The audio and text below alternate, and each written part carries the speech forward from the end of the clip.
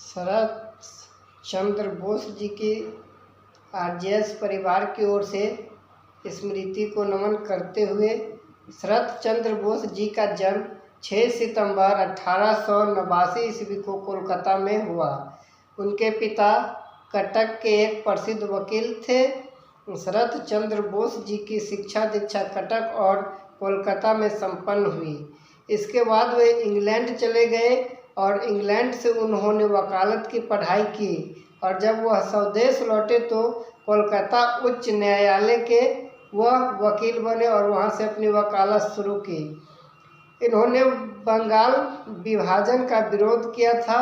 शरत चंद्र बोस कांग्रेस कार्य समिति के सदस्य थे तथा बंगाल विधानसभा में कांग्रेस संसदीय पार्टी के नेता भी थे। यह एक सुप्रसिद्ध स्वतंत्रता सेनानी थे, क्रांतिकारी थे। स्वाधीनता की अलग सुनकर वे इस आंदोलन में शामिल हो गए। इसके बाद से तो वे देश और आज़ादी की उनकी सब कुछ वही होकर रह गया। वे असहयोग आंदोलन में भी बढ़ चढ़कर के हिस्सा लिए और 1936 से 1947 तक अखिल भारतीय कांग्रेस समिति के सदस्य भी रहे।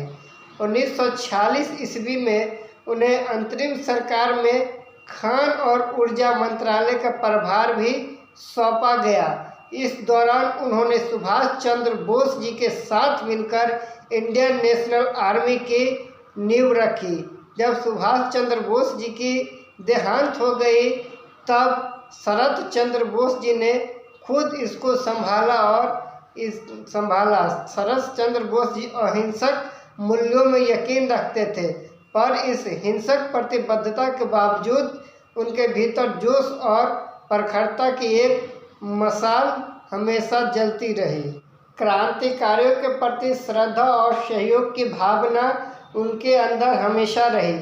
20 फरवरी 1950 ईस्वी को दुनिया को अलविदा कहने से पहले देश के इस सपूत ने राष्ट्र प्रेम के साथ नैतिक शपथ का जो कालजयी सुलेख रचा, वह देश और समाज के सामने आज भी सबक और मिसाल की साझी इबादत की तरह है।